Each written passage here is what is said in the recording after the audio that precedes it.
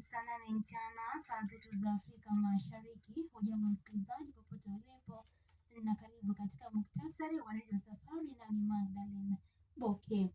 Wakenya wamehimizwa kutopiga picha ya karatasi yao ya kupigia kura baada ya kumpigia mgombea anayemtaka, kwa kuwa hatua hiyo inakiuka usiri na kura ya kinyume cha sheria. Hayo yamesemwa na Erastus Ethekon, aliyesisitiza kuwa kura ni siri yako na haipaswi kufichuliwa kwa njia yoyote ile. Ethekon amesema anayepiga picha ya kura yake au kuonyesha hadharani anaweza kushtakiwa kwa mujibu wa sheria ya makosa ya uchaguzi. Akipatikana na hatia hiyo, anaweza kutozwa faini ya hadi shilingi milioni 1 na kufungwa jela kwa muda usiozidi miaka 3 au kupewa adhabu zote mbili.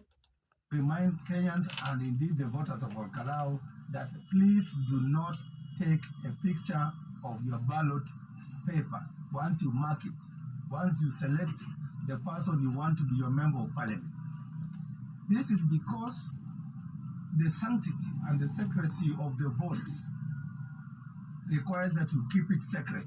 That's why it's very, very important that we facilitate you to vote by way of secret ballot. So it will defeat the purpose if you again make that ballot public, and it is against Section 7 of the Election Offences Act. You shall actually be prosecuted, and if you are found guilty, you will pay a fine of up to 1 million Kenya shillings. So we need to tell Kenyans this matter is very serious. Besides that 1 million Kenya shillings, the offending part can also be imprisoned for a term of not exceeding 3 years for a simple act of taking a picture of your vote, either to show allegiance to whoever you are voting for or for some other benefit. I don't know what motivates people to expose who they voted for. So that is discouraged, it is prohibited, it's against the law, and it has consequences. Na wanafunzi wa shule ya Enablebell katika kaunti ya Narok wanatarajiwa kunufaika na mazingira bora ya kujifunzia baada ya kilabu ya Rotal kukamilisha ujenzi wa vyoo vya kisasa na mradi wa maji shuleni. Mradi huo unalenga kuboresha usafi na afya ya wanafunzi pamoja na kuwapa mazingira yenye heshima. Wazungumzaji katika hafla ya uzinduzi wamesema mradi huo utasaidia kupunguza magonjwa yanayosababishwa na ukosefu wa usafi, kuongeza mahudhurio darasani na kurahisisha utoaji wa masomo kutokana na upatikanaji wa huduma bora za maji na vyoo. We are here to launch and celebrate the completion of a deed to this community by the Rotary Club, the local Rotary Club. And in future, we hope to work with the community and see what more we can be able to do. I want to thank the community and the Rotary Club here for really a commendable job that has been done as we celebrate this milestone, and we hope we can achieve more milestones in future.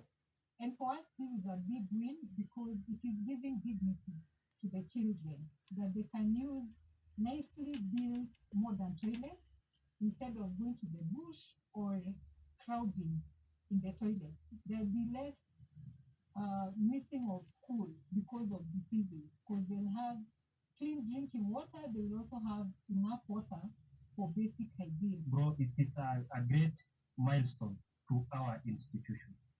For one, we are now able to manage time, because there before the learners would crowd there using the few facilities we had, and right now at least we can see that the learners can attend lessons as stipulated.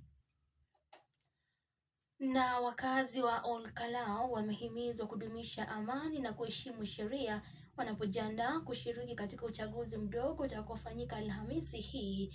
Akizungumza eneo la Olkalau, gavana wa Kirinyaga Anne Waiguru amesema siasa za vurugu hazina nafasi katika jamii ya kidemokrasia, na akatoa wito kwa viongozi na wananchi kuhakikisha uchaguzi unafanyika kwa utulivu. Waiguru pia amesisitiza kuwa yeyote atakayehusika na vurugu za uchaguzi bila kujali chama anachotoka anapaswa kuchunguzwa na kuchukuliwa hatua za kwa mujibu wa sheria ili kulinda amani na uadilifu wa uchaguzi.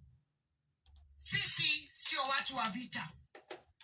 Mimi nimekuwa kwa siasa kwa miaka zaidi sasa ya 10, before kwa technocrat na pia kwa kuchaguliwa, na sijawahi husika hata siku moja kwa campaign ambayo inaleta vita. Na sisi kama chama cha UDA, sisi hatujaambia mtu yeyote asifanye campaign zake, si ndio?